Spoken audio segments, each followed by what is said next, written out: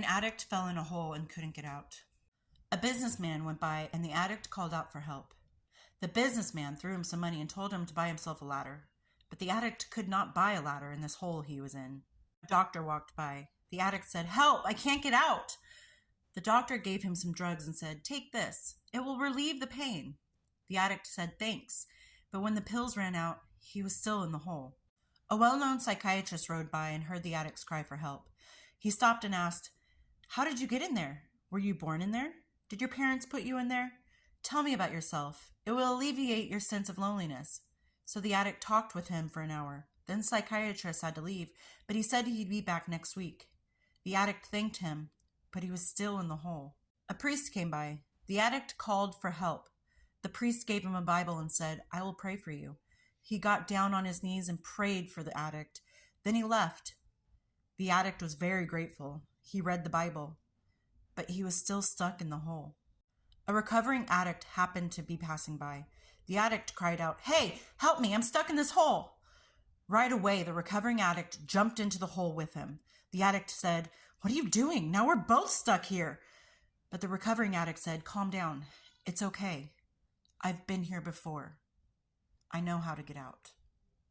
Unfortunately, the author is unknown, but I read this when I was in my active addiction a few years ago, and it really stuck with me. And I've been thinking about the story so much recently and how you don't really know what someone's going through unless you've been through it. And I find that the addict, the recovering addict, is the most understanding and the most likely to jump into action to help the suffering addicts still out there, to get them out of that hole and get them into recovery.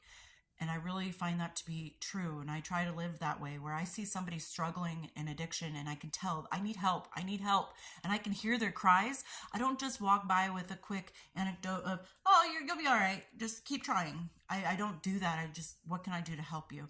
And I will keep trying to help you. But the only problem with that is if I keep trying to help you and you keep pulling back, I can't force you. Somebody said this in a meeting once. It's like, I can't hold you hostage to a meeting. I can't hold you hostage to sobriety, because if you're not going to be sober on your own, I can't force you. But if you are calling out for help and I need you, I need a hand to hold, I will be that hand to hold. And I hope that you guys in recovery are the same way, because we know how it feels to just see everybody passing by while you're screaming for help. "Please help me out of here. I'm stuck. I can't get out." And you see them walking by you just, "Oh, you're all right." It just makes you deeper in that hole of, I am worthless. I'm hopeless. There's no way out for me. Nobody's going to help me. So when you see an addict out there crying out for help, jump in that hole with them and help them out, because you know your way around. And I hope everyone's doing well out there, and I'll talk to you later. Bye.